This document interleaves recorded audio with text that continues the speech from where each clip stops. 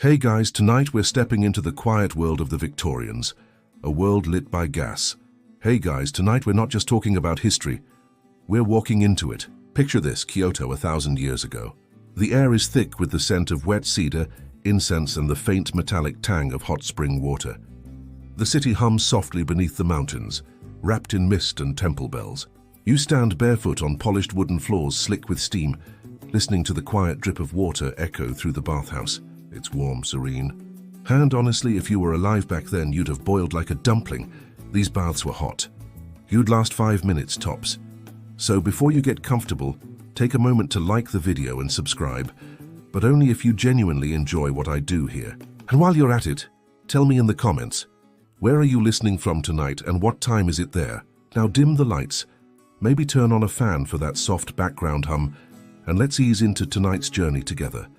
You step out of the night air into the steamy half-dark. The bathhouse is alive but quiet, every surface glowing faintly under candlelight.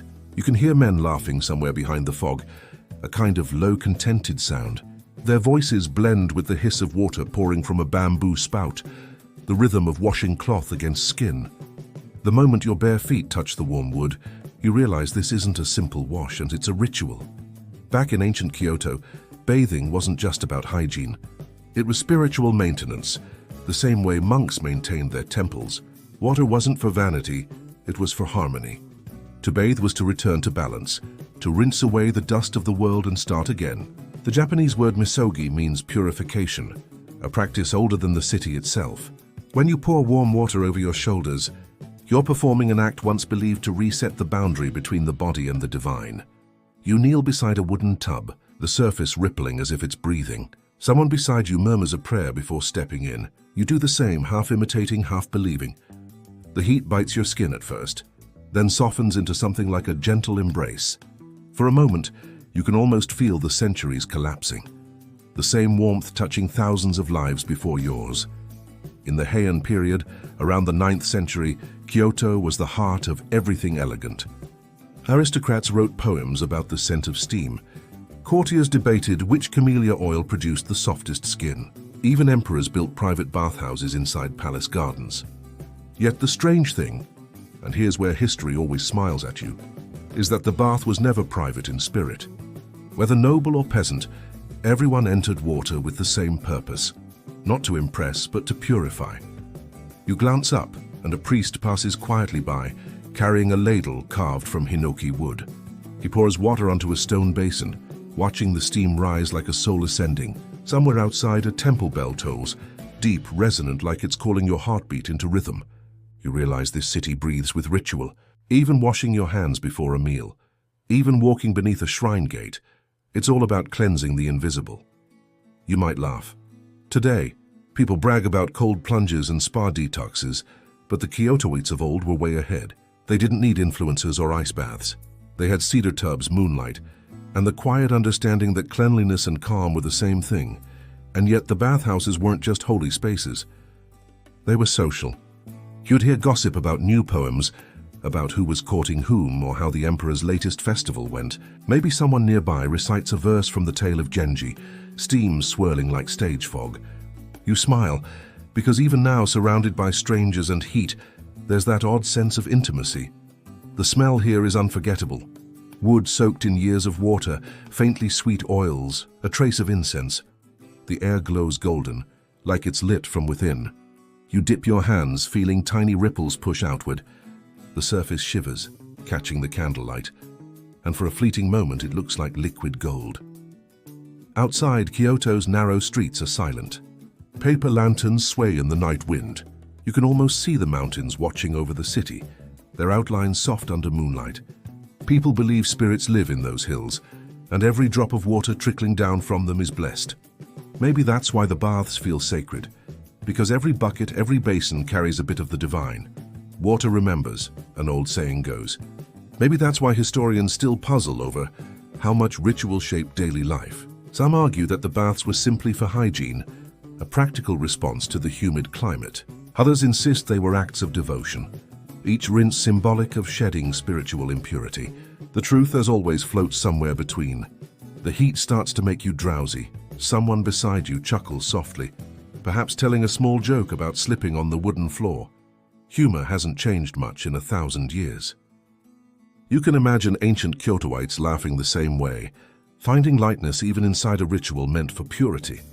As you lean back, letting the steam wrap around you, you sense something beautiful. This isn't just a bathhouse. It's a time capsule of belief, a reminder that spirituality doesn't always wear robes or chant sutras. Sometimes it just breathes in steam and exhales peace. You close your eyes, and the room fades into a blur of sound. Water trickling, voices humming, the heartbeat of Kyoto in the quiet night. And there, in the warmth, the first layer of the story begins to melt away. Because this, dear traveler, is where the journey through ancient Kyoto's sacred waters truly begins. You wander deeper into Kyoto, the night still soft and glimmering from the steam that clings to your hair. The warmth from the bath hasn't faded yet. It follows you like a quiet memory, pulsing beneath your skin. The streets curve gently between wooden houses, their paper doors breathing with the flicker of candlelight. Every few steps you pass a shrine, a temple, or the faint sound of water trickling somewhere unseen. The heartbeat of the city. Kyoto isn't just a city. It's a prayer that learned how to walk. They called it Heian-kyo, the capital of peace and tranquility. Built in 794 as a perfect reflection of harmony between heaven and earth. You can almost feel that balance under your feet, the streets laid out like brushstrokes on sacred parchment, each avenue leading towards some hidden gate of devotion. It's funny. In modern cities, we put gyms next to coffee shops. In Heian Kyoto, they built bathhouses beside temples, because both serve the same purpose, to cleanse the soul, one with steam, the other with silence. You turn a corner and find yourself before a temple gate, tall and red, the paint chipped by centuries of weather. The smell of pine resin mixes with incense from the altars within. Lanterns hang from the beams, their paper shades painted with cranes and lotus flowers. Beyond the gate, monks move like drifting clouds, their robes whispering against the floorboards.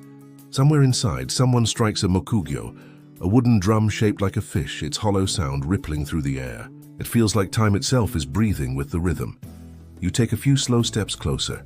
To your left, a bathhouse stands half hidden in the mist. Its cedar walls glisten with condensation. Its doorway is open, steam spilling into the street like incense from the earth. Across from it, the temple's purification basin glows faintly under moonlight. Two worlds, sacred and ordinary, standing face to face, sharing the same breath. You realize now that the people of Kyoto never separated worship from daily life. To them, cleaning the body was an offering to the gods. You hear laughter from the bathhouse. A group of travelers, still dripping wet, sit outside, cooling their skin. They're drinking tea, their cups steaming in the night air. One of them bows toward the temple before sipping. You imagine him whispering a small thank you, for warmth, for water, for being alive. You smile. Even the simplest acts here feel like prayers. As you walk past, an old monk calls out softly. He's sweeping the temple path, the bristles of his broom whispering against the stones. "You came from the baths?" he asks, his voice gentle, amused. You nod. "Good," he says. "The body should be calm before you speak to heaven." You laugh quietly. "Is heaven picky about that?" He chuckles, a dry, warm sound. "Not heaven," he says, "but your heart. It listens better when it's clean." You thank him and keep walking, the weight of his words settling around you like falling leaves. Kyoto had over 1,000 temples, some grand enough to touch the clouds, others small enough to fit in the palm of your hand. Each was built for a different god, a different prayer, a different kind of cleansing. The great ones like Kiyomizu-dera and Toji were rivers of devotion that never dried up. But the smaller ones, tucked into alleys and behind tea houses, were like quiet springs, humble, hidden, eternal. You find one now, a tiny shrine with a single stone basin, water dripping from a bamboo pipe into a pool no larger than your hands. You kneel beside it. The water is cold, almost biting. You dip your fingers in and wash them slowly, the ripples spreading out like small rings of silence. In the reflection, you see the moon floating on the surface. It trembles, then reforms, whole again. That's how the people here saw life. Fragile, disrupted, but always returning to stillness. The sound of bells echoes in the distance. Temple bells in Kyoto weren't just to mark time. They were reminders of impermanence. Each chime said, "This moment is already leaving you. Cherish it before it goes." You pause, listening until the sound fades completely. Then another bell answers from somewhere far away. Softer, older. You can almost imagine the city as a living instrument. Each temple a note, each bathhouse a breath, together playing the same slow melody of purification. The whole city hums with it. Maybe that's why even silence here feels sacred. You turn down another street and the air shifts again. The scent of incense fades into the sharper tang of cedar and soap. Another bathhouse, smaller than the last, sits beneath the overhang of cherry trees. A young woman pours water over a child's back, the sound rhythmic and patient. She hums a tune that sounds like a lullaby. The child laughs, splashing water on her sleeve. You feel your chest loosen at the sight. It's so ordinary, yet somehow divine. It strikes you that in ancient Kyoto, spirituality wasn't reserved for the learned or the elite. It flowed through everyone. Farmers would bathe before planting rice. Poets would wash before writing verses. Even the court ladies, draped in 12 layers of silk, would rinse their hands in bowls of spring water before touching their brushes. The gods, they believed, visited only those who carried no dust upon their hearts. Some historians still debate whether this blending of cleanliness and faith began from Shinto beliefs or Buddhist influence. The records blur and the truth drifts between them like mist, but maybe that's the point. Kyoto itself was built on such blending, rivers meeting, ideas merging, souls washing into one another until the boundaries disappeared. A sudden gust stirs the trees, scattering petals across the path. One lands on your wrist, still damp from the air. For a moment, it feels like the city is touching you back. A small, tender acknowledgement that you've entered its rhythm. You walk until the streets widen into a plaza. Lanterns sway from long bamboo poles, their light swarming like fireflies. The sound of laughter, prayers, and water merges into a single murmur. It's as if the entire city is exhaling, thousands of lives linked by the same ritual of cleansing. You breathe it in, the mingling sense of cedar, smoke, and steam. Somewhere nearby, someone rings a bell again, slow and deliberate. The sound carries over the rooftops and fades into the night. You realize you've never felt more present or more peaceful. Here in the city of 1,000 temples, every drop of water carries a reflection of something greater. You take one last look at the glowing rooftops before turning down toward the river, where the next whisper of Kyoto's sacred water is waiting for you. The night air cools around you as you leave the crowded street. The faint hum of the marketplace fades into the soft hush of temple bells. Somewhere above, smoke from an incense burner curls toward the moon, thin and steady. You follow the sound, gentle, deliberate, until you reach a stone path leading toward a shrine pond. The water glimmers like glass, and for a moment you're not sure if it's reflecting the sky or swallowing it whole. Here in ancient Kyoto, water isn't just water. It's breath, it's spirit. And tonight, as you kneel beside the edge of a moss-covered basin, you begin to understand that bathing was never simply about being clean. It was about being clear. You dip your fingers into the pool. It's cold enough to send a ripple through your chest. The sensation is sharp, almost electric, yet calming, like the world just took a deep inhale. You remember something an old monk once said, though maybe you're imagining it. Purity isn't what you wash away, it's what you uncover. In the world of Shinto, water, mizu, is life made visible.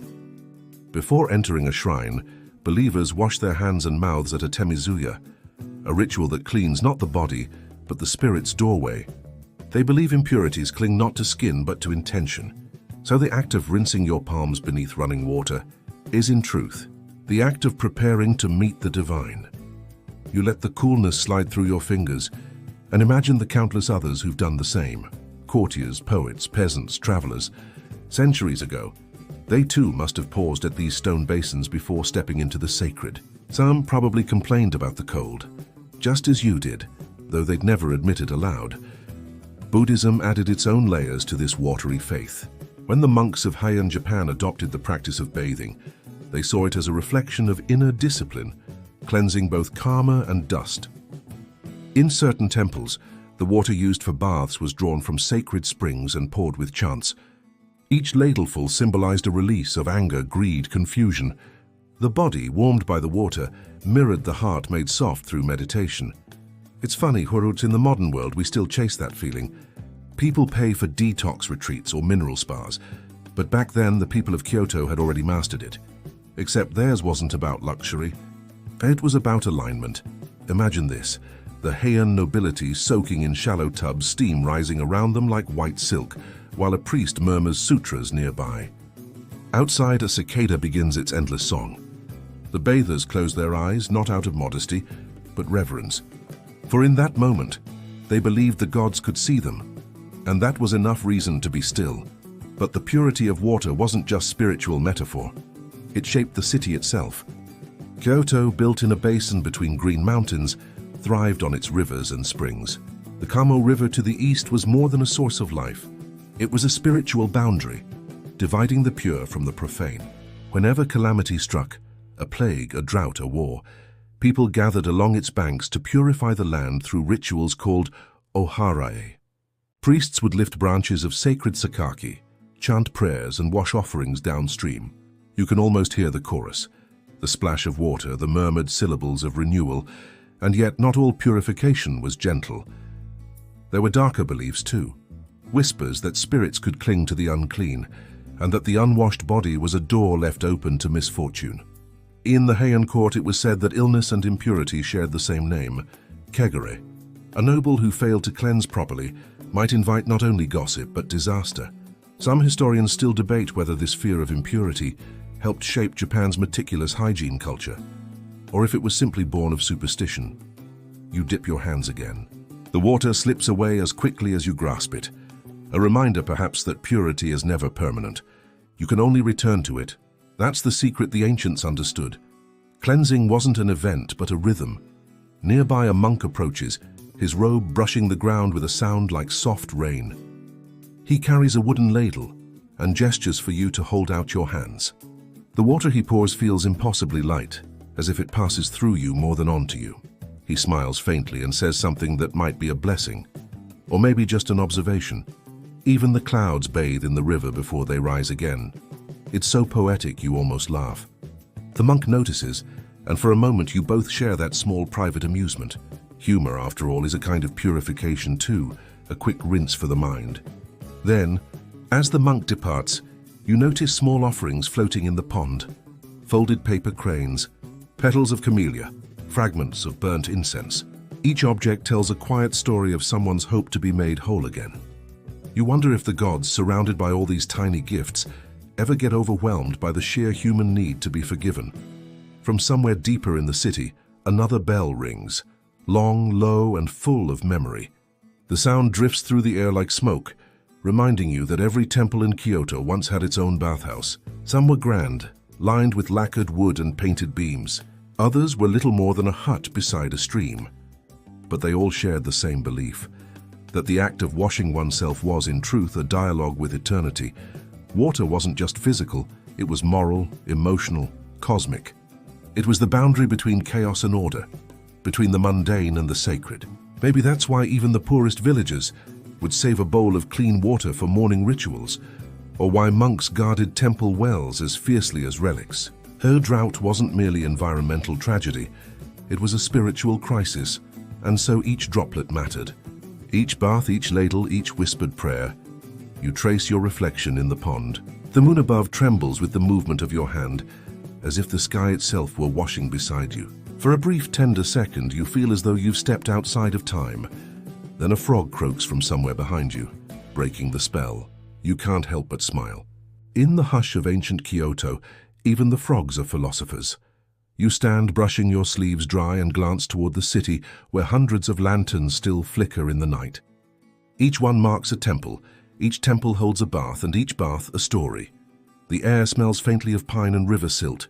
The sound of trickling water follows you as you walk back toward the heart of the old capital. You begin to see the connection. Temples and baths, prayer and steam, soul and skin. They're not opposites, but mirrors. And as you wander deeper into Kyoto's labyrinth of alleys, the soft rhythm of water echoes in your thoughts, a heartbeat beneath the city itself, constant, cleansing, eternal. The path narrows as you follow the sound of running water. It's late evening now, that velvet blue hour when Kyoto's rooftops glow faintly under the first shy stars. The city feels half asleep, and yet alive in its own quiet pulse. You pass a row of stone lanterns, each flickering with amber light, and smell cedar smoke drifting from a nearby shrine. It's there, just beyond the gate of red torii. That you see it, a small wooden basin, steam curling softly from within.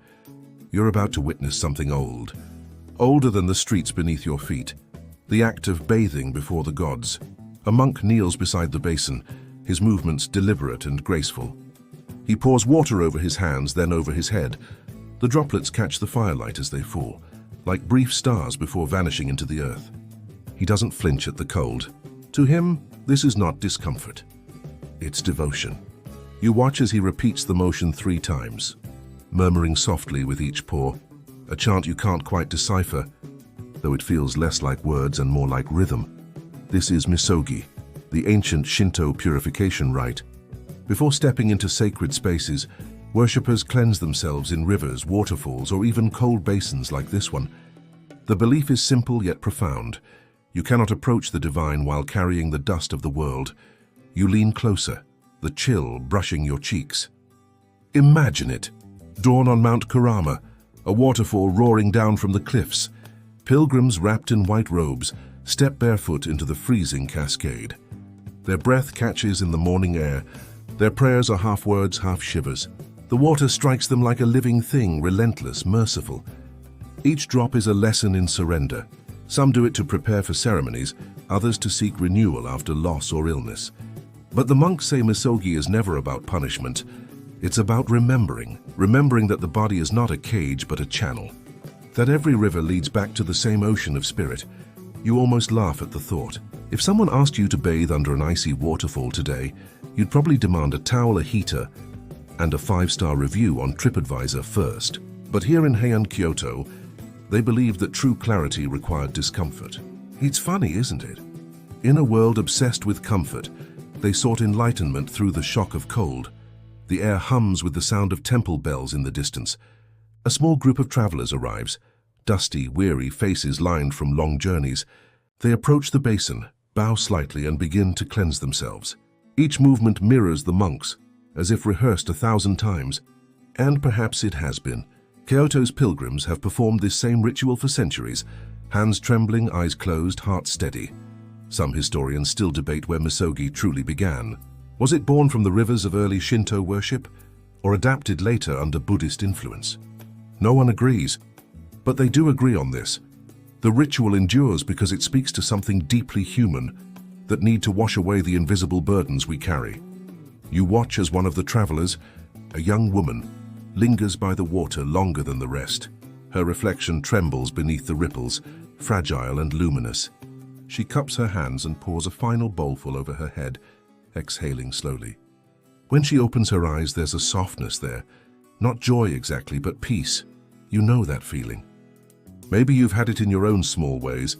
After a long shower, a swim, or even a walk in the rain, there's something about water that resets you, that whispers, you can begin again.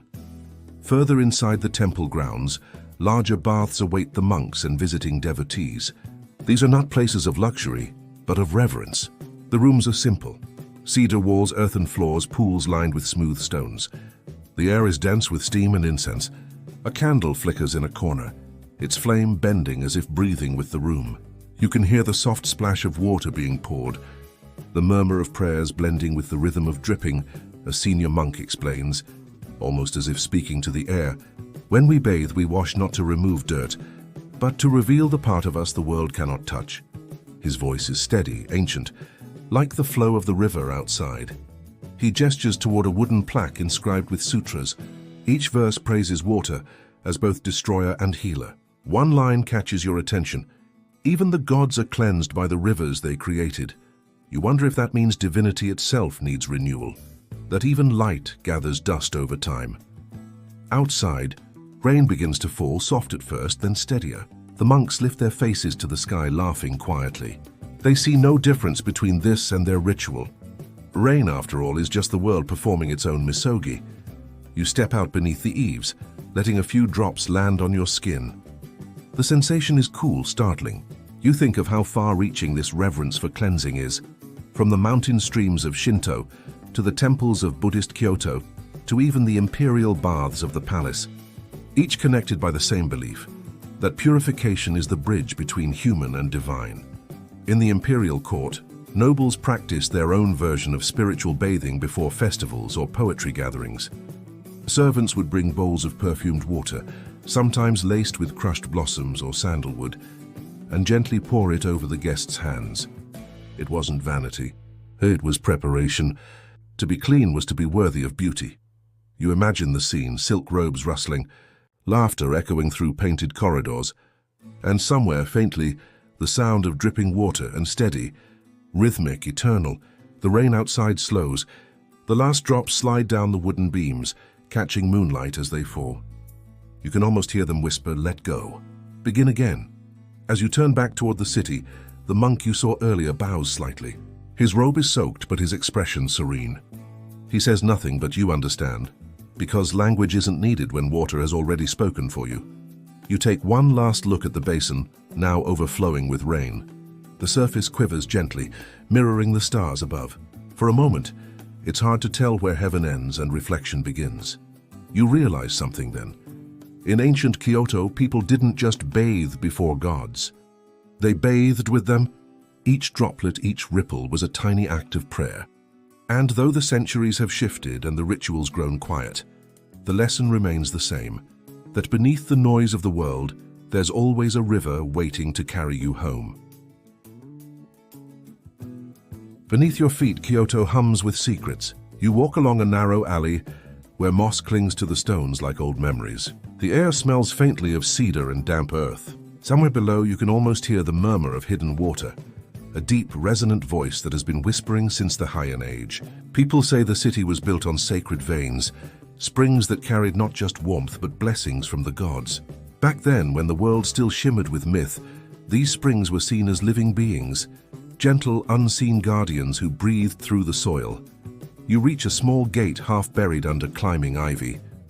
A wooden sign, its ink long faded, marks it as forbidden ground. Of course, that only makes you more curious. You duck inside, the air suddenly warmer.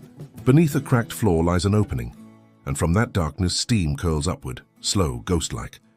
You lean closer, and there it is. A spring still alive after 1,000 years. Its surface trembles like it's breathing. You imagine how, centuries ago, nobles and monks might have stood here, letting the water lick their hands in reverence. The ancient people of Kyoto believed these subterranean waters were the tears of dragons. Yes, dragons. Not the Western kind that hoard gold and roast knights, but gentle, coiling spirits of rain and river.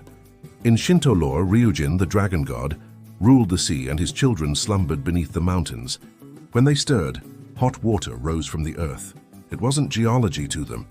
It was divinity in motion. You dip your fingers into the steam and feel warmth wrap around your skin. It's easy to understand why they thought of it as holy. Even modern bathers with their plastic buckets and shampoo bottles feel it, that strange calm that comes when heat meets body and breath slows down. But back then, people came not to clean themselves, but to converse with something larger. The spring was an oracle, a mirror, a pulse of the divine. Some historians still debate whether the Heian elite truly believed the springs had spirits, or whether that was poetic embellishment. The lines between faith and aesthetics blurred easily in ancient Japan. Beauty itself was a form of worship. If a place was breathtaking enough, it had to be sacred. And Kyoto, with its mist-laced valleys and sighing pines, offered more sanctuaries than one could count. Imagine the city as it was in the 10th century. The imperial palace gleams under a wash of morning fog. Beyond its walls, artisans carve woodblock talismans, vendors call out about their wares, and somewhere behind a screen of bamboo, a poet bathes in silence, trying to find the right word for tranquil. The springs, hidden under rocks, in temple courtyards or deep within private estates, were not marked on maps. You found them through stories, through hints passed by monks who spoke in riddles. Follow the scent of camellia, one might say, and you will find the breath of the mountain. You picture yourself wandering then, guided by that clue. You drift past shrines where paper prayers flutter, past women drawing water into clay jars. Maybe you'd catch a whisper of laughter behind a curtain and wonder if the spring had been found. When at last you'd stumble upon it, steam rolling from a hollow in the stones, you'd kneel, wash your hands and bow. The gesture wasn't religious as much as it was relational, acknowledging that the earth was awake, that it listened. Some of these springs fed public baths, while others remained secret, known only to priests or noble families who guarded them fiercely. One legend tells of a spring beneath the temple of Rokakudo, said to be the very heart of Kyoto's water system. They called it Yusui no Kokoro, the heart water. The monks who tended it claimed that when a person with a pure spirit looked into it, the reflection rippled like laughter. But if one came with greed or anger, the surface stayed cold and flat. The tale sounds quaint now, but when you look into still water long enough, you start to believe it might know something you don't. Beneath the calm, these springs were also a matter of survival. In an age before plumbing, they fed the city's baths, kitchens, and rituals. Priests measured their flow like astronomers tracking stars. They prayed during droughts, thanked the gods when the wells filled. A single spring could define the fate of a whole district. So when one dried up, it wasn't seen as chance. It was a moral failure. People wondered, had we displeased the gods? Had our hearts become too impure? You'd think running out of water would be a civic issue. For them, it was a spiritual alarm. You crouch lower beside the opening, watching how the steam dances in the dim light. There's something mesmerizing about it, how it curls and vanishes like a thought you almost remember. Maybe those monks understood something modern science still forgets, that awe itself cleanses us. We spend so much time scrubbing away dirt, we forget that reverence can wash the soul too. A drop of water lands on your wrist, warm as breath. The sound echoes faintly, a single plink swallowed by centuries of quiet. You imagine standing here as the Heian emperor might have, offering a silk-wrapped prayer. Perhaps he asked for peace or good harvest, or simply a night without nightmares. Steam enveloped him, the scent of pine resin in the air, the world reduced to warmth and mist. There's a strange intimacy in knowing that the same water flowing under you once touched their hands. Time dissolves a little. The city above may have changed, concrete replacing bamboo, neon replacing lantern light, but beneath it all, these springs keep flowing. They are the quiet lungs of Kyoto, breathing warmth into every generation. You shift your weight, hearing the floor creak. It feels like the city itself is listening. Maybe in a way it is. Ancient Kyoto was built with its waterways in mind, its wells mapped according to the dragon's veins, said to slumber below. The capital's planners believed the city's fortune depended on harmony with these unseen rivers. Even now, modern engineers occasionally uncover an old tunnel or reservoir, and no one can explain how it was made so precisely without modern tools. Some whisper that it's better not to disturb them, that these veins still carry spiritual energy. You smile a little. It sounds superstitious, sure, but there's comfort in believing the ground cares about you. Think of it, walking through a living city, one that hums softly under your steps, where every drop of water has memory. Maybe when you bathe in Kyoto, you aren't just washing your skin. You're joining a conversation that has been flowing for 1,000 years. You stand, brushing dust from your knees, and glance once more into the spring. For a second, you could swear you see something move, a shimmer like a coiling tail. Then it's gone. Maybe just the steam, or maybe, as the Heian people would say, the dragon is still awake, still guarding its sacred warmth. You exhale, letting the air cool your face. Above, the city glows faintly through the cracks, distant bells marking another hour. You begin to climb back toward the street, carrying the scent of ancient water on your hands. And though you don't say it out loud, you feel it, the quiet blessing of something that has seen all, forgotten none, and forgiven everything. You step through a wooden doorway, and the scent of wet cedar greets you first, clean, sharp, and comforting in a way that makes your shoulders drop a little. The room breathes warmth, steam hangs in soft layers, drifting like silk banners from the ceiling beams. The light filtering through the latticed windows is golden and gentle, almost shy, like dawn that hasn't quite decided to wake the city yet. You are standing in one of the great Heian bathhouses, and suddenly the centuries don't feel that far away. The floors are polished planks of hinoki cypress, smooth from thousands of bare feet. When you step forward, the wood sighs, a small creak, polite as though welcoming you to join a ritual that has never really ended. The air hums with tiny sounds, the trickle of ladles dipping water, quiet laughter from behind a screen, and the low plop of buckets being set down. It's the kind of place where time seems to move slower, dissolving into mist. You notice how nothing here is rushed. A bath attendant moves with the patience of someone performing a sacred dance, pouring warm water over a basin, testing its temperature with the back of her hand. Her robe is plain, linen dyed with tea leaves, yet there's a grace in the way she folds her sleeves. Every motion, even wiping the edge of a bucket, feels deliberate, almost meditative. Back in the Heian era, these bathhouses weren't just for hygiene. They were designed for renewal. People came here after pilgrimages, after heartbreaks, after long nights of poetry and incense smoke. The bathhouse was a pause button for the soul, a space suspended between the outer world and the inner one. You can almost feel that suspension now, standing amid the steam, like the world outside Kyoto's gates has vanished entirely. The building itself is a marvel of simplicity. Thick cedar pillars rise like tree trunks, their surfaces still breathing sap. The baths are carved into stone, smooth, grey and slightly uneven, like they were molded by a river rather than a craftsman. Along the edges, carved motifs of lotus petals catch droplets of water that glisten in the lamplight. If you listen carefully, you can hear the faint hum of air moving through bamboo vents in the roof, guiding the steam in graceful spirals. Historians still argue about how advanced the Heian plumbing systems really were. Some claim they were rudimentary, just clay pipes leading from wells.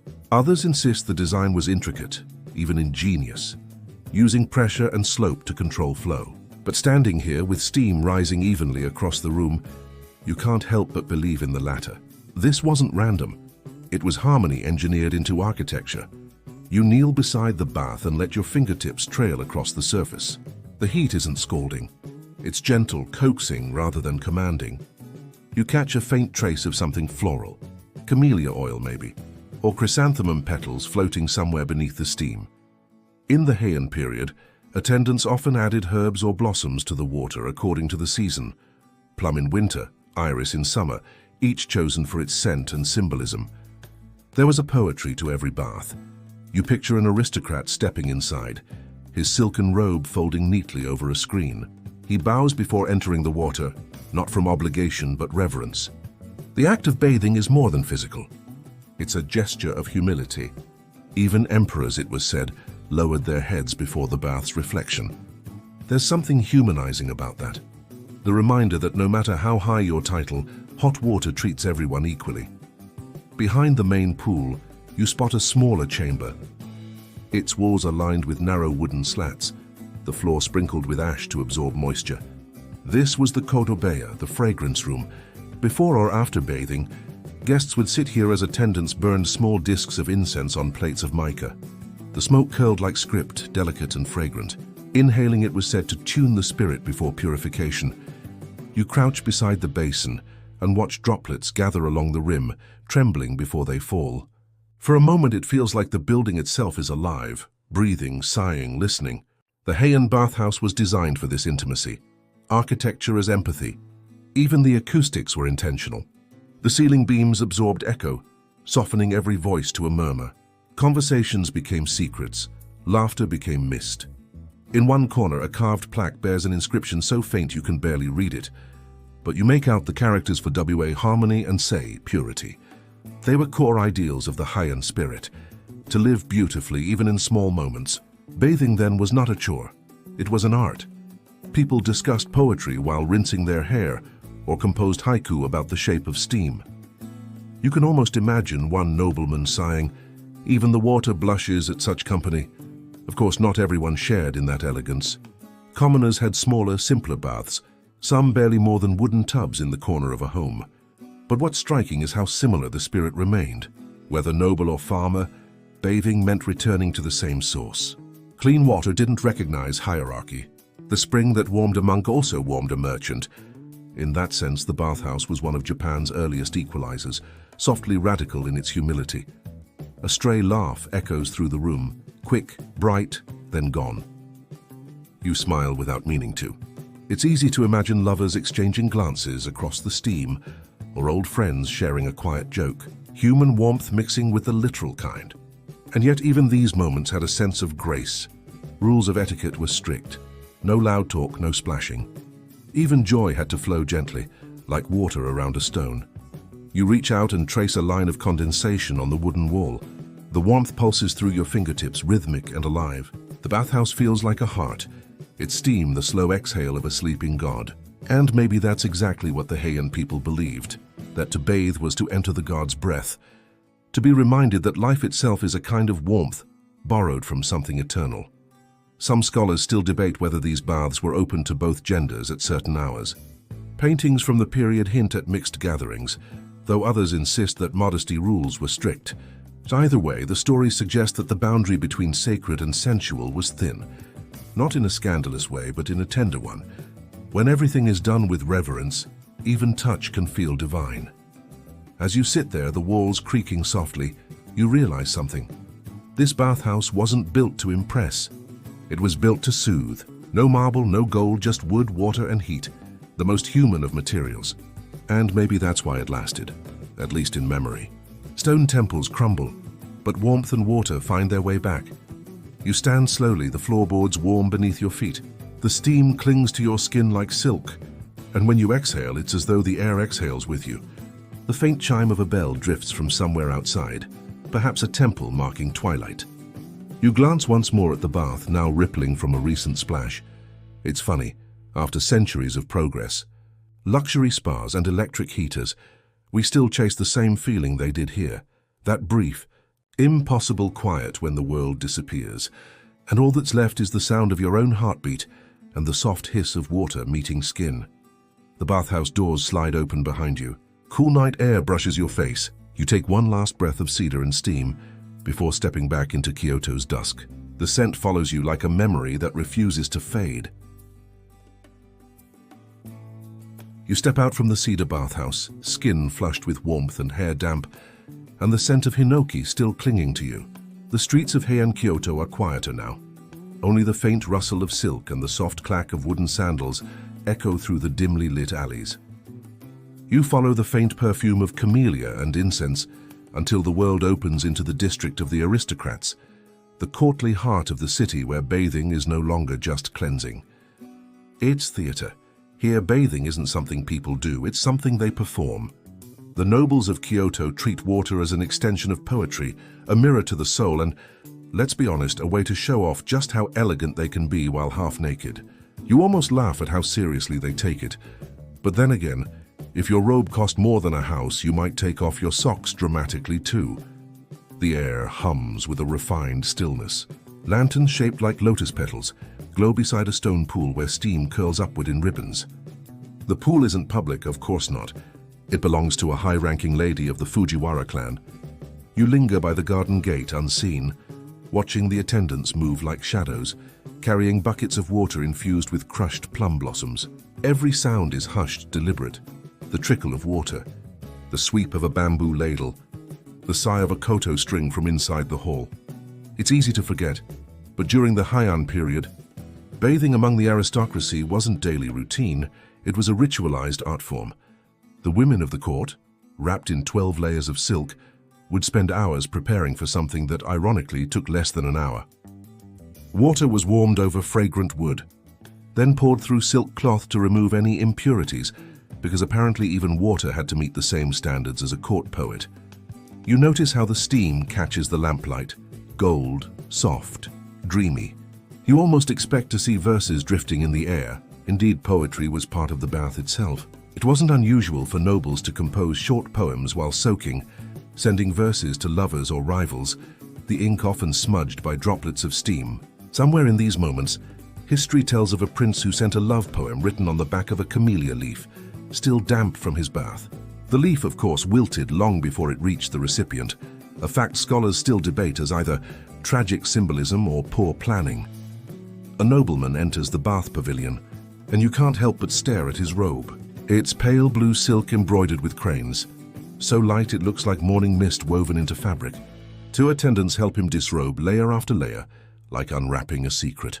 Beneath the silks, his skin gleams faintly with oil, camellia oil, the same used to polish swords and hair. The fragrance fills the air, sweet and earthy. He steps into the bath slowly, reverently. A servant murmurs a Buddhist verse under his breath, a short prayer for purity. This is not vanity, it's devotion. For many nobles, bathing was believed to cleanse both body and karma. Water in their eyes washed away more than dirt. It dissolved misfortune. You crouch by a stone lantern, watching. The nobleman sits motionless in the water, eyes half closed, while a woman plucks the koto softly from within the chamber. The music ripples through the steam like another kind of water. You feel it vibrate in your chest. There's a serenity here, but also something deeply human, an awareness of beauty that feels fragile, temporary. Still, even sacred things weren't without drama. Diaries from Heian courtiers mention jealous glances exchanged during bath gatherings, whispered gossip about whose skin glowed most beautifully, whose scent lingered longest. Yes, people compared glow-ups even in the 11th century. One lady-in-waiting wrote that her rival's bathwater smelled of too many chrysanthemums, which, in noble Kyoto speak, basically meant you smell like a funeral. It was also around this time that steam itself became a form of flirtation. Lovers would meet in bathhouses after dusk, when candles burned low and attendants turned away. Letters exchanged during these encounters often spoke of shared vapor and souls mingling like rising mist. You have to admit, it sounds more romantic than Netflix and chill. There's one story whispered through Heian history about Lady Takako, a poet renowned for her sharp wit and sharper perfumes. She was said to bathe each evening in a blend of lotus petals and powdered amber. One night, the emperor himself wandered near her estate, drawn by the fragrance wafting over the walls. He left a single verse carved into the gate: "Your scent reaches me before your voice ever could." Some historians argue the story is apocryphal, but you kind of hope it's true. The world needs that kind of poetry. The water ripples softly as more nobles enter, their attendants trailing behind with trays of folded silk. No one speaks loudly. Instead, they exchange small, knowing smiles, gestures refined into near silence. Even laughter is muffled here, shaped into something graceful. You think of how noisy modern spas are, buzzing phones, playlists, awkward chatter. Here the only sound is breath, water, and the quiet intimacy of shared space. Somewhere you hear the faint call of a night heron. The moonlight filters through bamboo screens, scattering across the surface of the pool. It looks almost celestial, like stars dissolving in warm water. You can almost feel how each person here believes that for this one brief hour they're touching something sacred. The attendants bring small cups of plum wine. The nobles sip slowly, eyes distant. It's not indulgence, it's reflection. They see the bath not as escape, but as communion with transience, with mono no aware, the beauty of things destined to fade. That concept hums quietly in everything here: the wilting petals, the drifting steam, the trembling reflection of lantern light. You lean closer, just to hear the water better. The scent of sandalwood hangs heavier now. Someone whispers a verse, half prayer, half farewell to the day. The body cools, but in the steam's embrace, the soul remembers heat. You can't tell who said it. Maybe it doesn't matter.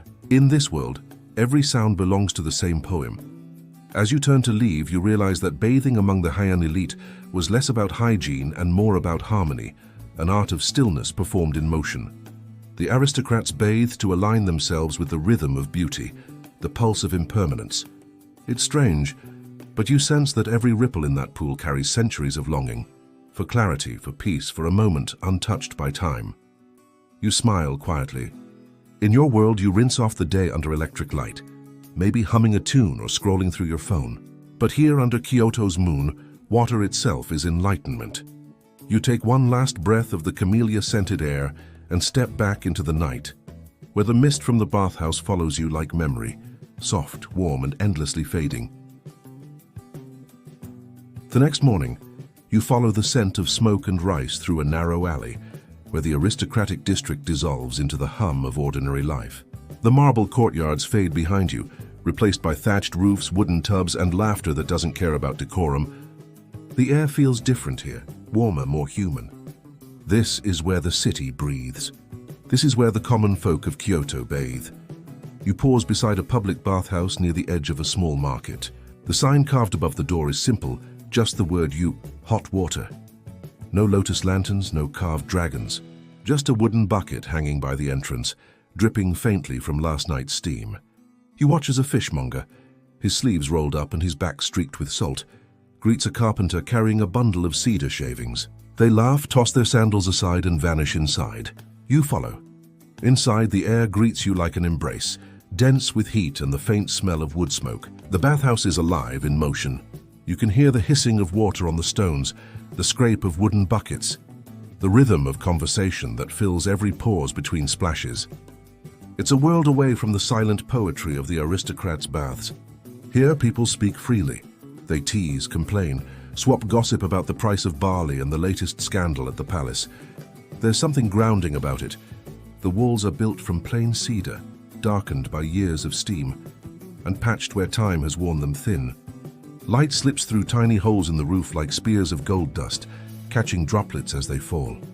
Children dart between the pools giggling, while an old woman hums a folk song you don't recognize. The melody drifts around the steam like a ribbon, gentle, repetitive, the kind of tune that must have existed since forever. You notice a group of women sitting by the edge, washing each other's hair with rice bran water. The liquid looks milky, glimmering faintly under the lanterns. Rice bran, they believe, keeps the skin soft and the spirit youthful. You can't help but smile. It's basically the 11th century version of a spa influencer's secret routine. And they're right too. Their skin glows under the steam, luminous as if reflecting years of sunlight and laughter. The men's section is livelier. A farmer splashes water onto his shoulders, joking that his field's irrigation is colder than this. Another laughs, saying his ox bathes more often than he does. Their banter rises and falls like the sound of cicadas, steady, comforting, endless. Faithing here isn't solemn or sacred in the temple sense. It's social. It's human. Yet beneath the noise there's still reverence, an unspoken gratitude to the water itself.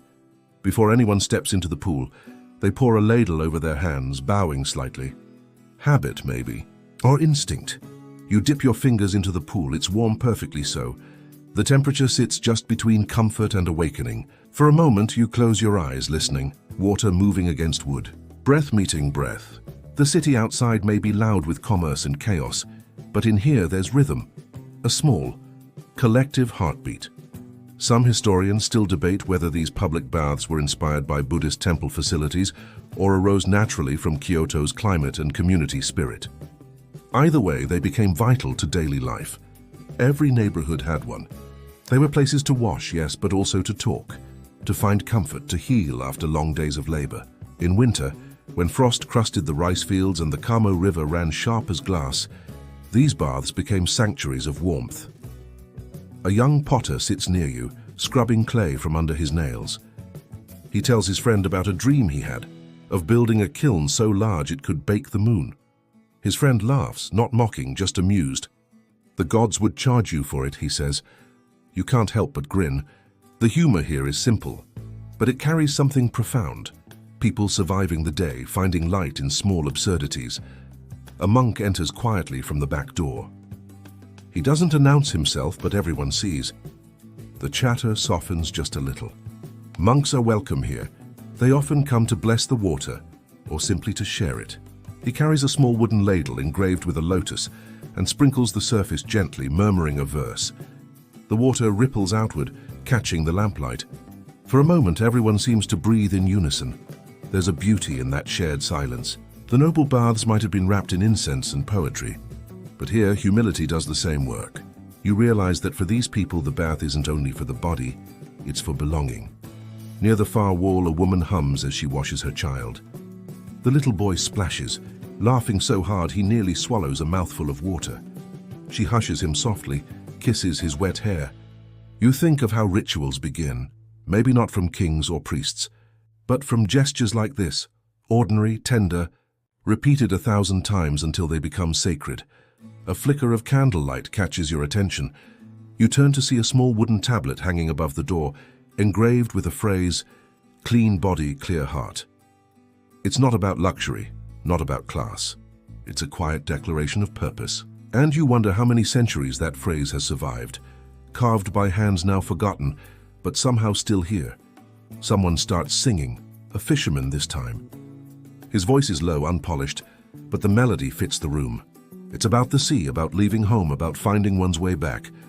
Others join in, softly, out of tune, but together. The song fills the bathhouse like warm air, weaving through laughter. Through the hiss of steam, the bathhouse keeper, an elderly man with skin like folded parchment, pours another bucket of hot water into the pool. He catches your eye, smiles, and says, "Every night the gods come here too. They just prefer not to speak." You chuckle, unsure if he's joking. But then again, in this room full of voices and water, you almost believe him. You notice how, despite the simplicity, every motion here has rhythm. The way someone rinses a bowl, wrings out a cloth, or leans back to sigh. It's all choreography, unplanned, effortless. The steam moves like music, wrapping everything in its own harmony. As you prepare to leave, you realize that these baths, though humble, are the pulse of Kyoto's soul. The nobles may have had silk and camellia oil, but the spirit of the city lives here, in calloused hands, in shared laughter, in steam that smells faintly of cedar and earth. You step outside. The cold night greets you, shocking after all that warmth. The streets are quiet now, the stars reflecting faintly in puddles left by the bathhouse's runoff. You glance back once more. The wooden door glows with soft light. Inside, voices continue, distant, fading, eternal. You pull your cloak tighter and smile. The warmth lingers on your skin, and so does something deeper. The sense that in washing away the day, these people are also washing away the weight of living itself. You take a deep breath. The air smells of rain and smoke, the kind that clings to stories. You walk on, the steam behind you curling upward into the night like a prayer that never quite ends. You hear them before you see them. The steady rhythm of wooden ladles striking the surface of a basin, a soft chanting voice that rises and falls like a tide. You follow the sound through a narrow alley, its walls darkened with moss, until it opens into a courtyard drenched in morning mist. Here the water priests work. They are not monks in the way you imagine.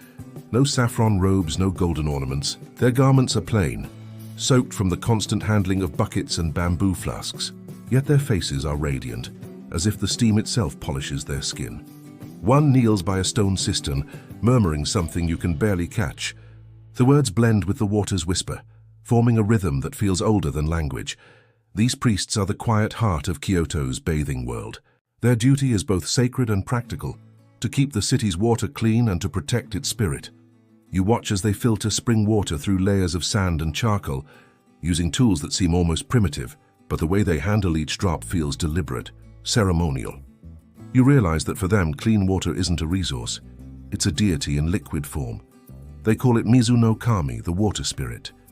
Each morning before dawn, the priests gather at the temple's lower cistern to recite prayers over the flow. It's said that their chants guide the invisible rivers running beneath Kyoto, keeping the city's balance intact. Some historians suggest this tradition came from older Shinto beliefs, that every stream has a soul, every droplet remembers the heavens it once fell from. Others argue it evolved later, shaped by Buddhist ideas of cleansing karma. The scholars still debate which faith first blessed the baths. But the result was something unique, an entire city washed daily in sacred intention. You kneel beside one of the priests as he fills a wooden pail. The handle creaks softly in his hand. He glances at you and smiles, not surprised to see you here, as though every visitor eventually finds this place. He gestures toward the basin, and you see a faint shimmer beneath the water. Tiny fragments of gold leaf float like dust motes in sunlight. He tells you in a whisper that these are offerings from bathers, a way of returning a little beauty to the spirit that gives them life. It's strangely moving. You think about how casually you let water run down the drain back home. How easy it is to forget that someone, once, believed even the smallest ripple could carry prayer. The priest scoops a ladleful and pours it gently over a carved stone figure, the guardian of the cistern. The splash sounds almost musical. The air smells faintly of cedar and ash. Steam curls upward from nearby baths, carrying the scent of warmed earth. A bird lands on the rim of a barrel, tilts its head and drinks, uninvited but welcomed. You smile. Even the birds seem to know this place belongs to water. As you watch, an apprentice priest begins to scrub the basin's inner wall with a soft brush. He moves in slow circular motions, tracing invisible symbols. You notice he pauses every so often to bow slightly, as if acknowledging something unseen. Each droplet holds memory, his teacher says quietly. When we clean the basin, we are not removing the past. We are reminding it to flow. It's hard not to be mesmerized. The entire process feels like a meditation, rhythm without hurry, labor without fatigue. And yet beneath its serenity lies a real logistical task. The water priests were the earliest guardians of Kyoto's public hygiene.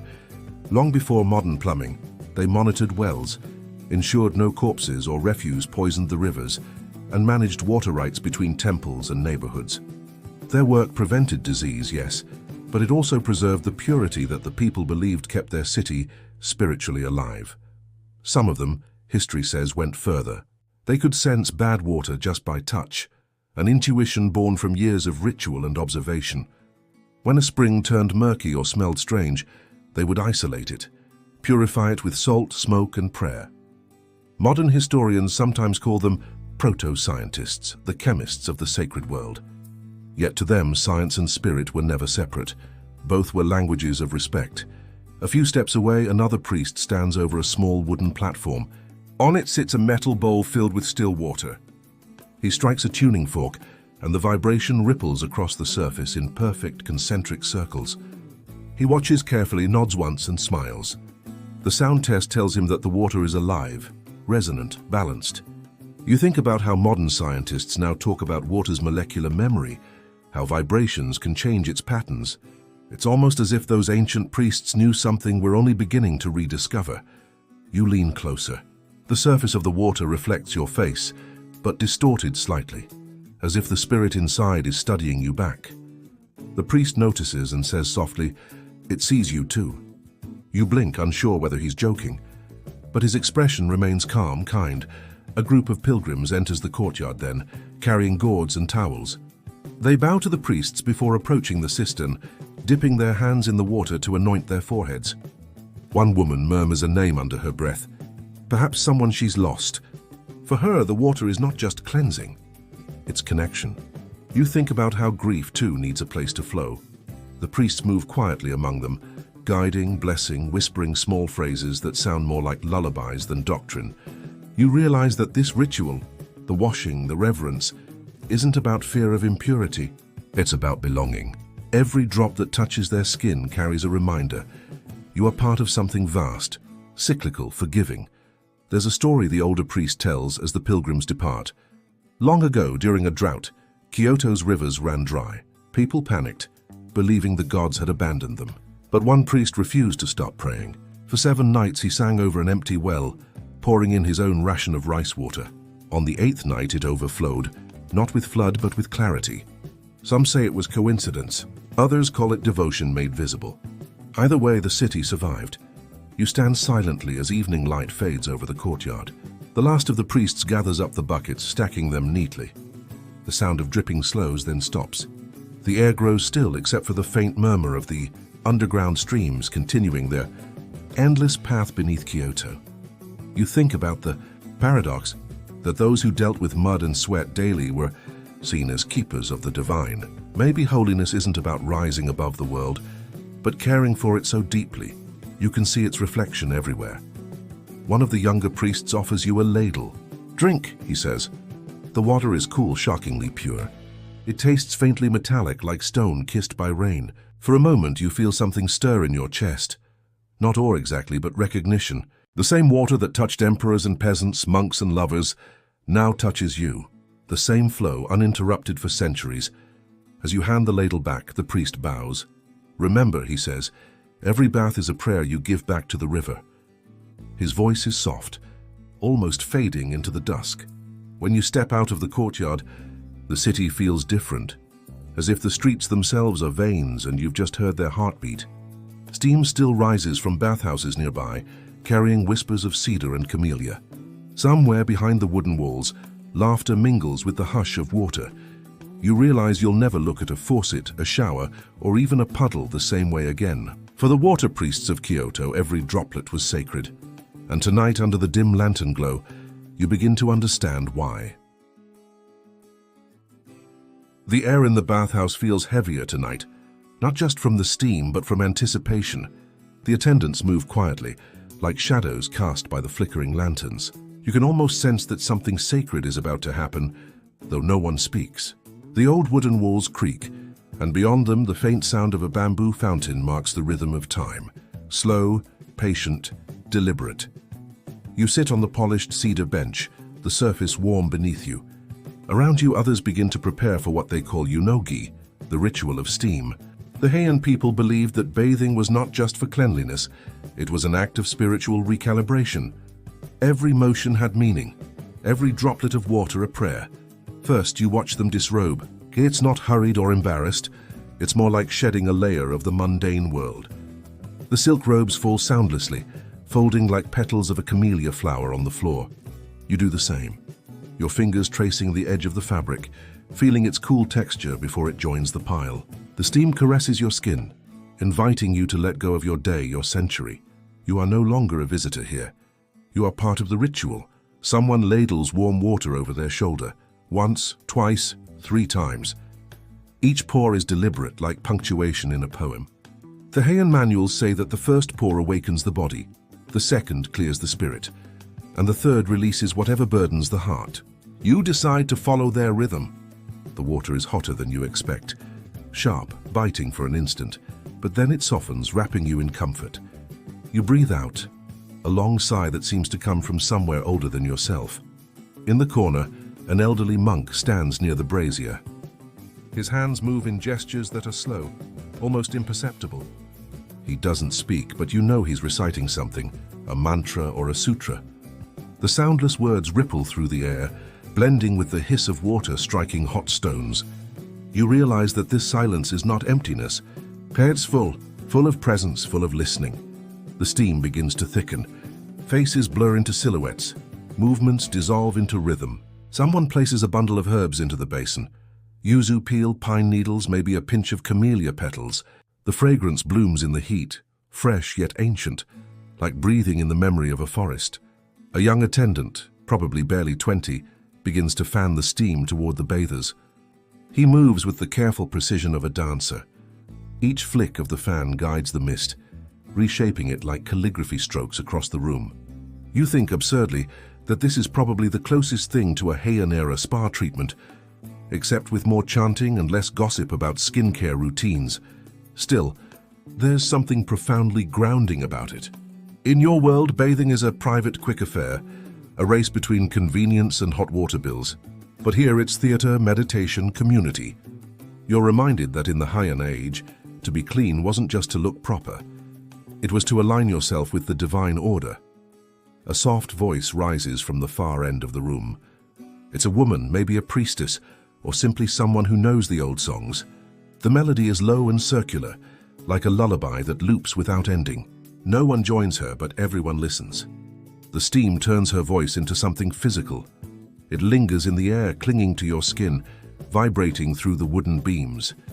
You can feel your pulse slow, syncing with the rhythm of the dripping water. You start to understand why ancient Kyoto's people called this a ritual of steam. It wasn't about scrubbing or washing. It was about dissolving. The self, the ego, the noise, all melt away until only the breath remains. A historian once wrote that these ceremonies blurred the boundary between the bathhouse and the temple. The stone basins became altars, the hot water a liquid offering. Yet others disagree, saying it was simply a cultural custom, not spiritual doctrine. But as you sit there listening to the breath of the room, you realize that historians sometimes miss the point. Whether or not it was official religion, this felt holy. Someone nearby begins to laugh softly, not mockingly, but with the giddy release of being alive. You smile too, remembering how strange it feels to laugh in a place of worship. But maybe that's what makes the ritual complete, the blending of the sacred and the human. After all, the Heian people didn't separate spirit from body. They believed that to care for one was to care for both. The monk pours another ladle of water over the stones. A hiss fills the air, louder this time, like applause from unseen hands. The steam rolls over you again, thicker, almost tangible. You close your eyes. The warmth seeps deeper, as if the bath itself is breathing. You think of how far this tradition traveled, through centuries of war, modernization and forgotten customs. And yet, in Onsen across Japan, the echo of this Heian ritual still lingers. The collective silence, the shared warmth, the sense that purification is not just about soap, but about returning to something elemental. The woman's voice fades into the hum of the water. The young attendant stops fanning, his arms resting at his sides. No one says a word. It's the kind of silence that fills you rather than empties you, like the pause after a deep exhale. You rise slowly, your skin flushed, your thoughts unusually light. The floor beneath your feet feels alive with the warmth of centuries. As you step out of the steam, droplets cling to your eyelashes, tiny prisms catching the lantern light. Somewhere in the distance, a bell rings, maybe from a nearby temple, maybe just your imagination. You can't tell anymore, and it doesn't matter. The ritual of steam has ended, but it's also still continuing inside you, in the rhythm of your breath, in the memory of the water's touch, and as the door slides shut behind you, the last curl of steam escapes into the night, like a spirit finding its way home.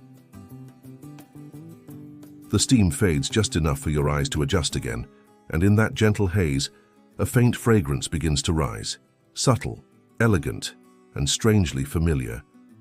It's the scent of camellia oil, Tsubaki Abura, gliding through the air like a whisper from another century. Someone nearby pours a few drops into the bathwater, and instantly the room feels softer, calmer, as though the steam itself sighs in relief. You lean back, breathing it in. The aroma is floral but not sweet, more like sunlight filtering through lacquered wood.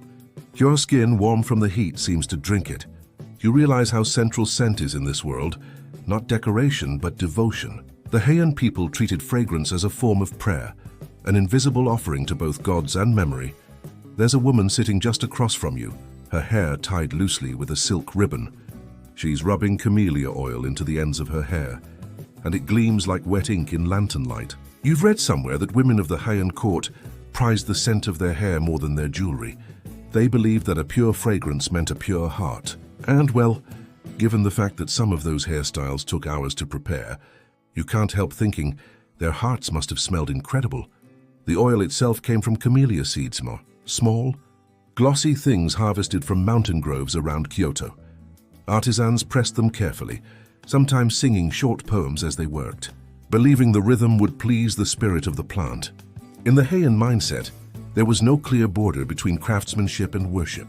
Even pressing oil was a ritual, a conversation between human hands and divine nature. You dip your fingers into the water and watch the camellia oil bloom into faint circles, iridescent on the surface. The ripples shimmer like tiny halos, and you can almost hear an echo of the old Heian poets describing this exact sight. They compared it to the moon floating over still water, something delicate, impermanent, and achingly beautiful. In another corner, a monk lights a small stick of incense. The scent mingles with the camellia, adding depth, a bass note of sandalwood and smoke beneath the airy floral tone. It's mesmerizing how these scents blend, not competing but conversing. In your world, fragrance is often about masking something, covering up the smell of a commute or a long day. But here it's about revealing, bringing the hidden essence of things to the surface. There's a Heian diary that mentions the contest of fragrances, a pastime where aristocrats mixed oils, resins and herbs to create personalized scents. They called it koawase. Guests would gather by candlelight, each presenting their blend, and judges would comment on the harmony, balance, or emotional depth of the fragrance. It sounds elegant, though you can imagine someone back then nervously thinking, "Please don't say it smells like fish sauce." Still, scent wasn't just luxury, it was philosophy. In Buddhism, fragrance represented the fleeting nature of all things. You could never grasp a scent. It passed through you, left you changed, and was gone. That's why monks often burned incense during meditation, to remind themselves that enlightenment was not something you could hold, only experience. You glance around. The bathhouse glows in muted tones, the steam carrying these layered aromas like invisible silk banners. You wonder how the scent clings to the wooden beams, how it lingers long after everyone leaves, a kind of ghost, gentle and patient. Some people in modern Kyoto say old temples still smell of prayer. Maybe it's not just incense residue, maybe it's memory itself, refusing to fade. A scholar once speculated that scent was also a kind of silent communication in Heian culture. Lovers might exchange perfumed letters or fans scented with their signature blend. If a woman's sleeve brushed a man's robe, he could recognize her later just by the fragrance left behind. It's oddly romantic, like leaving a voice message that never expires. There's even a story, half legend, half gossip, about a court lady who fell in love purely through scent. She walked past a screen one spring night, caught a trace of a man's perfume, a blend of plum blossom and cedar, and her heart was gone. She spent weeks searching for him, following faint trails of his fragrance through the corridors of the palace. Some say she found him. Others say she never did. Historians still debate whether the story was true or simply an elaborate metaphor for longing. Either way, it's the kind of tale that clings to you like incense smoke on a robe. You dip your hands into the water again, feeling how smooth your skin has become. The camellia oil works like quiet magic, hydrating, softening, making every movement slower, gentler. The air hums with warmth, and for a moment you think this might be the perfect way to measure time.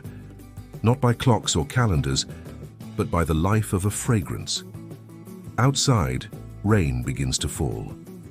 You hear it first as a hush against the roof tiles, then as a rhythm, syncopated with the dripping of bath water. The smell of wet earth seeps in through the wooden slats, and suddenly the whole bathhouse feels alive, breathing, expanding, fragrant. The camellia, the rain, the cedar, they mix into something impossible to separate. You think of how scent was also tied to purification. In ancient Kyoto, before a ceremony or festival, priests often used aromatic oils to cleanse not just the body but the soul. The idea was that fragrance could bridge the gap between the visible and the invisible, between what you wash and what you release. The monk now adds another pinch of incense to the brazier. The smoke curls upward, twisting like a dragon's tail before disappearing into the rafters. The sound of water against the hot stones fills the pause that follows, a steady hiss like the world exhaling. Someone hums softly. You can't tell if it's a song or a prayer. The fragrance grows richer, warmer, enveloping everything. You close your eyes and for a heartbeat, you imagine you could float in scent alone. No body, no name, just the weightless drift of being. When you open your eyes again, the lanterns seem dimmer, or maybe the steam has thickened again. The woman with the camellia-scented hair has gone, but her fragrance remains, hanging in the air like the afterimage of a dream.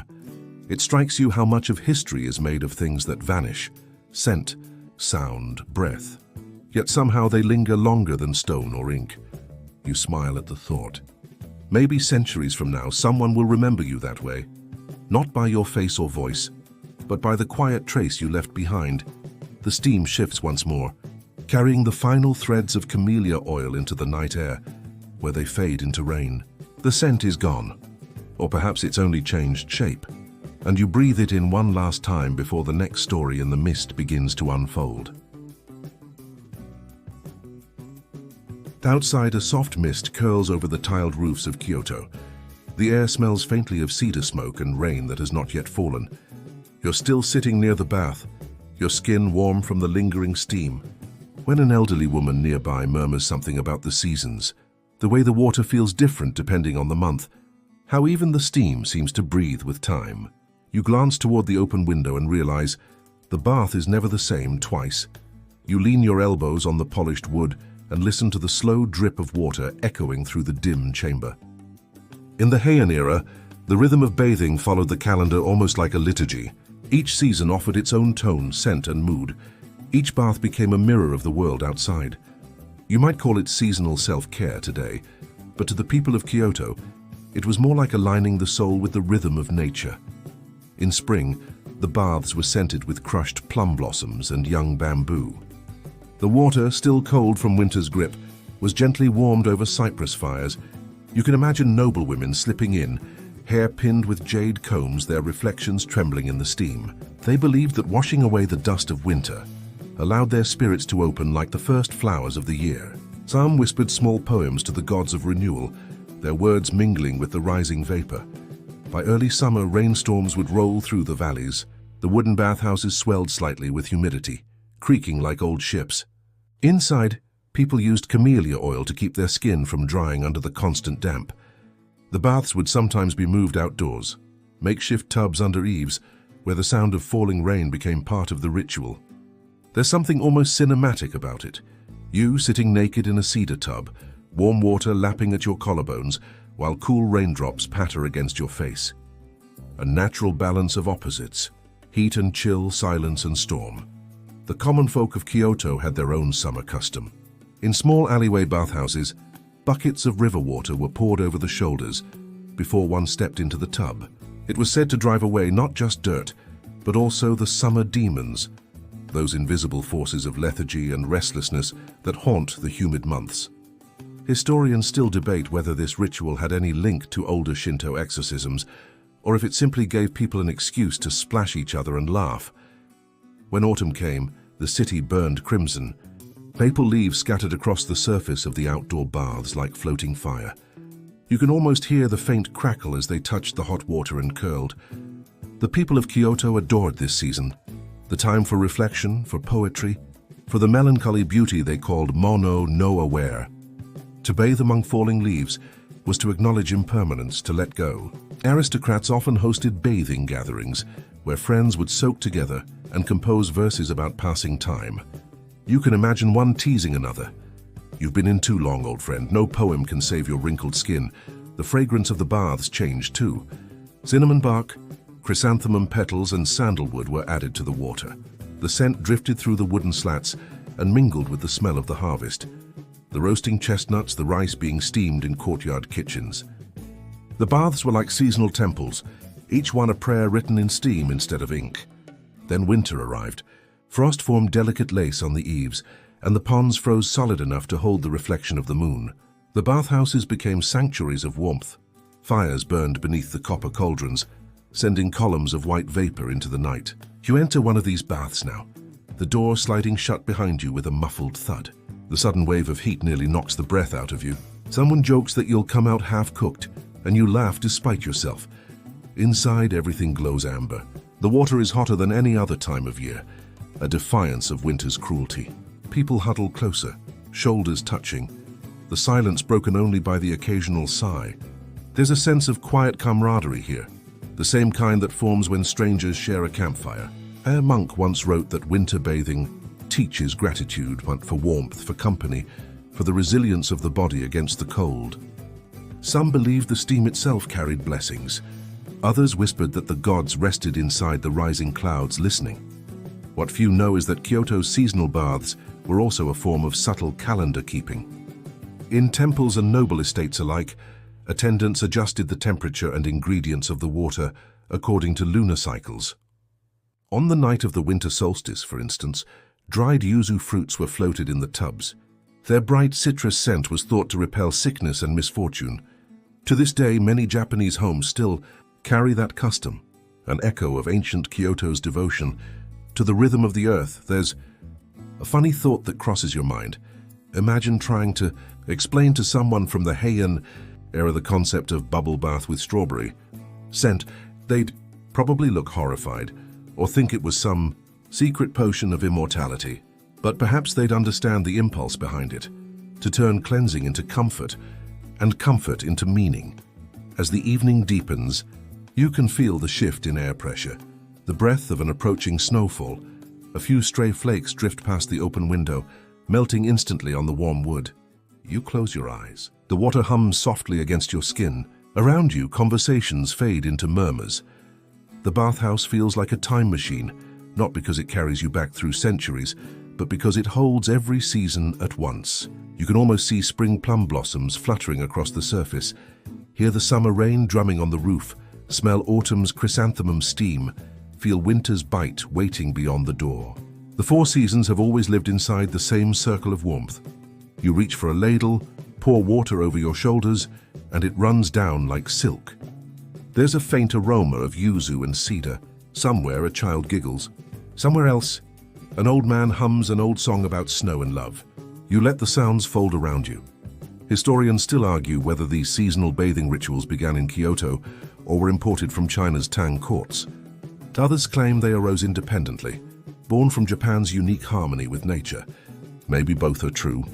What matters is the feeling that survives, the way water can bridge not just dirt and purity, but time and memory. As the steam thickens, your reflection in the surface becomes a blur. You can barely tell where your hand ends and the water begins. It's as if the seasons themselves have melted into you. You realize with a quiet smile that bathing in ancient Kyoto wasn't just about cleansing the body, it was about finding your place in the endless rhythm of the world. Outside, the snow begins to fall harder. The flakes catch the lamplight and dissolve into the night like tiny glowing prayers. You breathe in, slow and steady, and for a moment everything, past and present, heat and cold, body and soul, feels perfectly balanced. The steam curls around your face like a living thing, soft, secretive and full of stories. You've been in Kyoto long enough now to notice how the air itself carries memories, how every sound feels older than it should. Tonight, you find yourself by a quiet bathhouse tucked behind layers of bamboo, far from the great temples and markets. The hour is late, the lanterns burn low, and the water reflects the pale light like a sheet of molten moon. Somewhere inside you can almost hear laughter, soft, hesitant, like someone whispering their heart before it hardens into silence. This is not just another bathhouse. It's a place where people once came not only to cleanse their bodies, but to wash away longing. You step closer and see small wooden lockers carved with initials, the faint smell of camellia oil lingering. The air feels tender, almost like it's trying to keep a secret from you. In the Heian era, love was a matter of poetry, perfume, and perfect timing. And sometimes it began right here in the mist. You slide open the door. A hush greets you. Inside, a few women laugh quietly, their hair pinned with shells and silver combs. Men linger by the steam, speaking in verses that sound like drifting petals. The whole room feels suspended in time, as if everyone has agreed that for this hour the world outside does not exist. You take a seat by the edge of the bath, watching as one woman folds a letter, ties it with red silk and slips it into a lacquer box before setting it by the window. The steam swirls around it, carrying the faint scent of ink and salt. In ancient Kyoto, letters were the bloodstream of emotion. Words were dangerous. They could undo a marriage, start an affair, or inspire a poem that outlived both lovers. And many of those words were born in places like this. People wrote between sips of tea and waves of steam, when the mind softened and the body forgot to guard itself. There's something about warm water that makes truth impossible to hide. You imagine yourself there, towel draped over your shoulders, ink brush balanced between damp fingers. You would write not with logic but with feeling, your handwriting trembling slightly as drops from your hair stain the page. Maybe you'd write about the person sitting across the bath, the one pretending not to notice you. Maybe you'd write that the sound of their laugh feels like rain falling on stone. The Heian court was full of such exchanges. Love letters weren't just confessions, they were works of art. The quality of your handwriting, the scent of your paper, even the type of ink you used, all spoke of your devotion. It's said that the most skilled lovers could make someone fall for them with nothing but the beauty of their script. Some nobles even perfumed their inkstones, so that the letter itself carried their presence, a whisper that lingered long after the parchment was read. But not all love was noble. Beyond the palaces, in the simpler bathhouses of Kyoto, merchants and craftsmen also found quiet corners to meet. They couldn't write long poems in kana, but they could exchange folded bits of paper hidden under towels, or carve initials into cedar planks where the steam would fade them by morning. Those small gestures, fleeting, secret, anonymous, carried their own kind of poetry. And then there were the temple baths, where monks and courtesans sometimes crossed paths under the veil of ritual. It wasn't lust as much as longing, a desire to be seen in a world obsessed with discipline. There are stories of priests who left short verses behind on wooden ladles. The body may cleanse, but the heart stains deeper. Whether those verses were prayers or confessions, no one can be sure. Historians still argue over whether such encounters were acts of sin or compassion, though maybe, as you think about it, they were both. The steam thickens. You can barely see across the room now, and yet the voices continue, soft and teasing. Someone hums an old Heian tune about lovers who met through letters passed at dawn. It's hauntingly gentle, the kind of melody you'd hum without realizing. You rest your hand against the wet cedar and feel it pulse faintly, like the wood remembers the warmth of everyone who ever leaned here, whispered here, dreamed here. There's something profoundly human about how people used water to bridge distance. When words failed, they relied on gesture, the way someone poured water over another's back or lingered a moment too long by the door. In a culture obsessed with restraint, the bath became the only place where emotion could dissolve its armor. You can almost imagine the sighs, the quiet laughter, the shared silences heavy with unspoken feeling. And of course, not all love stories ended well. One old Kyoto tale speaks of a woman who dropped her lover's letter into the bathwater by mistake. The ink bled, the words vanished, and she took it as a sign from the gods to let go. The next morning she became a nun at Kiyomizu Temple, washing her robes every dawn in the same stream that once carried her words away. To this day, pilgrims say the water there hums faintly at sunrise, like a voice remembering. You smile at the thought. In your own time, people still confess their hearts through glowing screens and blue text bubbles, love letters that vanish with a swipe instead of steam. Maybe not much has changed after all. The medium evolved, but the longing stayed the same. And just like then, people still check their messages in the quiet of night, still wait for words that might never come. A drop of condensation slides down from the ceiling and lands on your wrist. Warm, alive. You trace it absently, thinking how water has always been both mirror and messenger. It reflects what you are and carries what you can't keep. The people of ancient Kyoto seem to understand that better than anyone. They built their love on silence, on the soft rhythm of breath and steam, knowing that beauty was meant to fade. The woman's lacquer box is still by the window. You imagine her lover finding it at dawn, fingertips trembling as he unties the silk cord. The paper will be warm from the bathhouse air, faintly scented with camellia and cedar. Maybe the words will be tender, maybe cruel, maybe both. Either way, they'll outlive their owners, because feelings once written become ghosts that never leave Kyoto. Outside, the night deepens. You hear the faint hum of insects and the trickle of water from a bamboo spout. The bathhouse breathes around you, a living relic of a city that once believed even desire could be purified. You lean back, close your eyes and let the heat sink into your bones. Somewhere in the haze, a voice whispers, gentle, amused, as if reading an old love letter aloud. Even steam has memory. You smile in the dark. Of course it does. In Kyoto, everything does.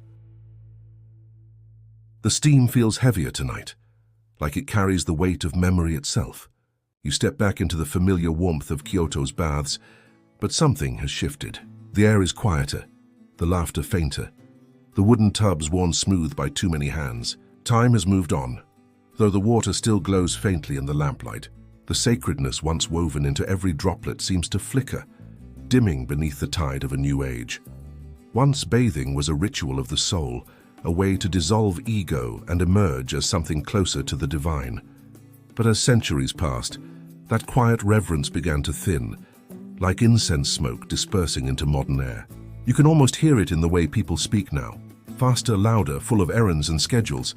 The slow grace of washing, praying, pausing, replaced by the brisk hiss of plumbing and the clock's impatient ticking. You wander through what used to be one of Kyoto's grand public baths, now half forgotten, tucked between apartment blocks and convenience stores. The wooden sign above the door is cracked, its calligraphy faded. The faint smell of camellia oil still lingers, stubborn like a ghost refusing to leave. You slide the door open, and a small bell rings the same way it did centuries ago. Inside, only a few elders sit soaking quietly, their eyes closed. A young boy scrolls through his phone near the lockers, the screen's blue light outshining the soft glow of the lanterns. You smile at the contrast, and it's oddly comforting, like watching two centuries overlap. The old and the new bathing side by side. There was a time when bathhouses were temples of community. People came not just to cleanse their bodies, but to cleanse loneliness. Here merchants discussed the harvest, poets traded verses, and monks reminded the people that cleanliness was next to enlightenment. But now the city's rhythm has changed. Private bathrooms have taken over. The ritual of shared water feels almost inconvenient. Still, the bathhouses endure, some out of tradition, others out of sheer nostalgia. The elders say they come because the water feels different here. Maybe it's the minerals, or maybe it's something less tangible. The quiet memory of devotion. It's not about washing, one old man tells you, voice trembling like a ripple. It's about remembering. You lower yourself into the warm pool beside him. The water sighs against your skin. It's gentler than you expected, wrapping you in a warmth that feels both human and ancient. You close your eyes and listen. The soft splash of water, the shuffle of slippers, the faint hum of a song no one remembers the words to. It's peaceful, almost sacred. But beyond these walls, Kyoto has changed. Neon signs now glow where torii gates once stood. The same rivers that once carried offerings to the gods now carry reflections of streetlights. The sacred and the secular coexist awkwardly, like two old friends who ran out of things to say but still meet for tea. And yet, not everything has been lost. In some corners of the city there are still rituals, quiet, stubborn ones. Monks still perform misogi at dawn, standing under icy waterfalls until their breath turns to mist. Pilgrims still wash their hands at temple fountains before praying. Even ordinary people, stepping into their baths at night, still close their eyes for a brief moment. Not out of habit, but out of something deeper, something they can't quite name. Maybe that's how sacredness survives. Not in grand gestures, but in small, unnoticed pauses. Historians argue about when exactly bathing stopped being spiritual in Japan. Some say it was during the Edo period, when public bathhouses became more about socializing than devotion. Others claim it happened later, with the arrival of Western plumbing and modern hygiene. But maybe the truth is simpler. Maybe sacredness didn't vanish, it just learned to hide. You glance around the bathhouse again. The bamboo buckets are cracked, the cedar walls swollen from years of steam. And yet there's beauty in their decay. Every mark, every worn plank, feels like a memory carved into wood. You can almost see the past overlapping the present. The noblewoman whispering a poem, the farmer laughing after a long day, the monk sprinkling salt before stepping in. The steam makes it easy to believe they're still here, invisible but not gone. The boy with the phone looks up, his screen finally dimming. He dips his hand into the water, studying the ripples as if noticing them for the first time. For a moment he just sits there, silent, still, caught in the same timeless rhythm that has moved through this city for 1,000 years. You smile. Maybe that's all it takes to keep the ritual alive, a single unguarded moment of presence. Outside, the evening bells begin to ring. The sound rolls across Kyoto, touching temples, rooftops, and narrow alleys. It's the same sound that once signaled evening prayers for monks and bathers alike. The resonance lingers in the air, vibrating through the wooden beams, through the water, through you. You think about how fragile sacred things are. They fade not because people stop believing, but because people stop noticing. The holiness of bathing, the spirituality of stillness, they don't disappear. They just wait for someone to look closely enough. As you leave the bathhouse, steam follows you into the cool night air. The streets are wet from rain, shining like black silk. Somewhere in the distance, a vending machine hums and a temple bell echoes faintly behind it. Kyoto stands between two worlds, one of concrete and electricity, the other of water and silence. And somehow, impossibly, they both belong here. You walk past a canal where lotus flowers float in the dim light. Their petals are closed now, waiting for morning. The reflection of the moon ripples in the water, stretching and breaking like an old story retold too many times. You think of the people who once believed that every droplet carried a soul, that every bath was a prayer. You wonder if in some way they were right, because when you pause here and in the damp air, between light and shadow, you can still feel it. That faint pulse beneath the city, the rhythm of breath and water that never stopped. Kyoto hasn't forgotten, it just whispers now instead of singing. You take one last look at the bathhouse behind you. The lantern by the door flickers, its flame bending as if bowing farewell. The air smells of cedar and rain. You breathe it in and feel it settle inside you, warm and clean. Maybe that's the final truth of it, that the spiritual act of bathing was never about temples or rituals. It was always about learning how to let go. The steam fades, but the warmth stays. You return to the steam. The same mist that greeted you at the beginning now wraps around your shoulders again, gentle and forgiving. It moves like breath, slow, steady, ancient. The scent of cedar lingers faintly in the air, mingled with the ghost of camellia oil. That same fragrance you've come to associate with peace itself. You sink into it, into the warmth, into the silence that hums like a memory too soft to recall clearly. Outside, Kyoto's night exhales. Crickets whisper between wooden eaves. The faint crackle of oil lamps echoes through the narrow streets, where shadows ripple like silk banners in the wind. You imagine the city as it once was, 1,000 years ago, before neon lights, before the hiss of tires on wet asphalt. There were only lanterns, footsteps, the rustle of robes, and the ever-present steam that curled upward from the baths. You're sitting there now, in a public bath that has existed longer than some dynasties. The water has cooled just enough to be tender against your skin. The others have gone. The aristocrats, the workers, the monks, all dissolved into the fog of history. And yet somehow you feel them here, in the rhythm of the dripping water, in the calm patience of the stones beneath you. You look down and the reflection staring back isn't entirely your own. The lines of the past waver through it. The outlines of people who once believed bathing could cleanse not only their bodies, but their souls. They didn't come here for luxury or habit. They came to remember that purity wasn't about perfection, but about returning and again to simplicity. You pour a ladle of warm water over your shoulder. It slides down your arm like time itself, gentle, irreversible. Each drop catches the candlelight before vanishing into the pool below. The sound it makes is small but complete. Some historians still debate when the practice of sacred bathing truly faded from Kyoto's spiritual life. Was it during the Meiji Restoration, when temples were stripped of their influence?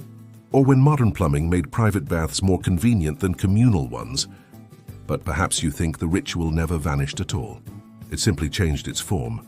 Maybe it lives on in the quiet act of washing one's face at dawn, or in the steam rising from a teacup at night. You lean back, eyes half closed, and let that thought linger. The room around you feels weightless. You can almost hear the chanting of monks echoing from a distant temple, a deep rolling sound that vibrates through the floorboards and up into your chest. It doesn't ask you to believe in anything. It just invites you to breathe. Somewhere a drop of condensation falls from the ceiling and hits the surface of the bath, sending ripples outward. You watch them spread and fade. It reminds you of the way moments do, expanding then dissolving quietly into the next. A small laugh escapes you, soft, sleepy. You think about how earlier in this story, you stumbled into the bathhouse of the common folk and marveled at their laughter, their chatter, their ease. Or how you saw the aristocrats bathing in silk, surrounded by petals and poetry. All of it, you realize, was the same gesture, a return to warmth, to humility, to something wordless and deeply human. The steam thickens, soft as breath on glass. You hear the wooden boards creak faintly under your feet, as if acknowledging your presence one last time. In the dim glow of candlelight, everything shimmers, water, skin, memory. It's impossible to tell where one ends and the other begins. You think about the priests who once guarded Kyoto's sacred waters, the ones who whispered to rivers, asking them to stay pure. You think about how some still do in their own way. Every generation has its keepers of the water, even if they don't wear robes or chant sutras. Sometimes they're just people like you, who pause for a moment and listen to the sound of water, who notice the light reflecting off its surface and feel something calm inside them. The steam curls upward, slow and spiraling. For a brief second, it looks like a spirit leaving the body. You imagine it carrying away the noise of the day, the deadlines, the screens, the tangled thoughts. You watch it drift, then disappear as all things do. The heat around you fades gradually, like a candle burning low. You close your eyes and breathe in the last trace of cedar and camellia. The night feels endless but kind.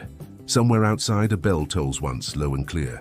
It marks no hour in particular, just a reminder that time is still passing, that even peace moves in cycles. You let the sound dissolve into the background hum of the city. Your thoughts move slower now, softer, like leaves floating downstream. The details blur. The wooden tubs, the painted screens, the faint laughter from another room. Everything becomes hazy, dreamlike. You remember what you said at the beginning, that bathing for the people of ancient Kyoto was never just about cleanliness. It was an act of return, a small ritual of faith in impermanence, a conversation between body and spirit carried out in steam. And now sitting here, you understand. You're part of that same ritual centuries later. The candle flickers one last time, then steadies. Your heartbeat slows. The air grows heavy with calm. You can almost feel the old stones of Kyoto beneath you, breathing quietly, keeping the memory of every drop of water that has ever touched them. The warmth gathers around you like a blanket. You imagine the city outside, its rivers winding like ribbons of silver, its temples asleep under the stars, its ancient baths still exhaling gentle clouds into the night air. Somewhere in one of them, someone else is sitting just as you are now, quiet, half dreaming, returning to themselves. You exhale. The steam rises, the world softens, and as you finally sink deeper into stillness, you hear only the faintest whisper of water, timeless, forgiving, endless. End of script. Sweet dreams.